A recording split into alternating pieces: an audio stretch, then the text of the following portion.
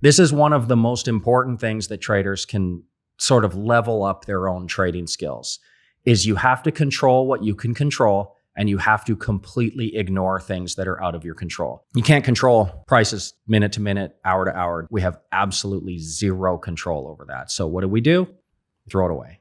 That reminds me, just a little off-topic golf analogy, since I seemingly always have to throw them in there. But back when I used to play professional golf, one of the things that helped me a lot was what I would call my bubble. So I would start the day, I would go into my bubble. And in my yardage book that I have calculations how far I hit my golf clubs and what temperature and elevations and a bunch of calculations, wind and whatnot.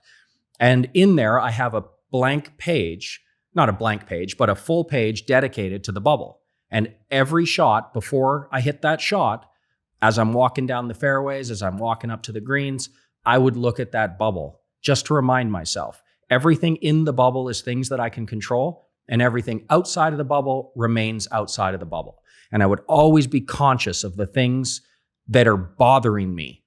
And are they in or out of my bubble? And if it's out, I have to train myself over the next several weeks to really focus on eliminating that. So the first time I ever played in a tournament where there was a large gallery, the gallery was annoying me a lot. And, people talking and laughing and drinking beer and, shouting things, it really, really got to me. But can I control that? No, of course not. So that's outside of my bubble. I had to learn to throw that out, because no matter what I do, I'm never going to be able to control what the person on the next tee box watching us play is going to do. I mean, who knows? They might sneeze at the wrong time. Totally out of my control.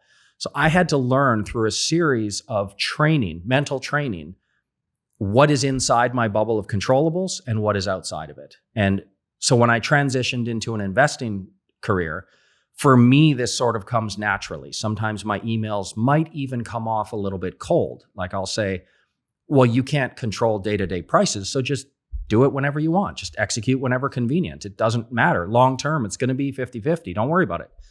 Well, I had 15 years of professional golf experience to learn how to put that from clearly inside my bubble to outside the bubble. It actually takes mental training. So trading is the same. You control what you can control, and you really have to make a conscious effort to weed out everything that is outside of your control, because it will drag you down. Mental game is just as important in trading as it was for me in golf. So maybe, get a spreadsheet and make sure that one of the pages on your spreadsheet is a bubble. Draw a big circle. Every time something bothers you, write it down. Where did you put it? Inside or outside? If it's outside, got to train your mind to forget that. It's not beneficial to you. So I'm going along with this analogy, but it's kind of funny. When you're doing the mental training and you're really in the zone, they actually teach you to physically do the mannerisms as well.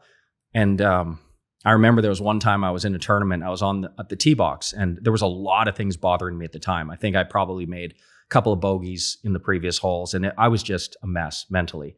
But I have to hit my shot, right? It's my turn and I have to hit my shot. So I remember I was standing there. I didn't know I was doing this, but I was basically standing there with my eyes closed on the tee box with 100 people watching me, going like this and, moving my hands around. What I was doing was, when the media, they actually asked me when they interviewed me after the round what I was doing, I had to explain that I was looking at a bubble and I was trying to throw everything that I can hear that's bothering me on this tee box outside of my bubble. So I was like, that guy, what did he say? Of course I can make it over the bunker with this.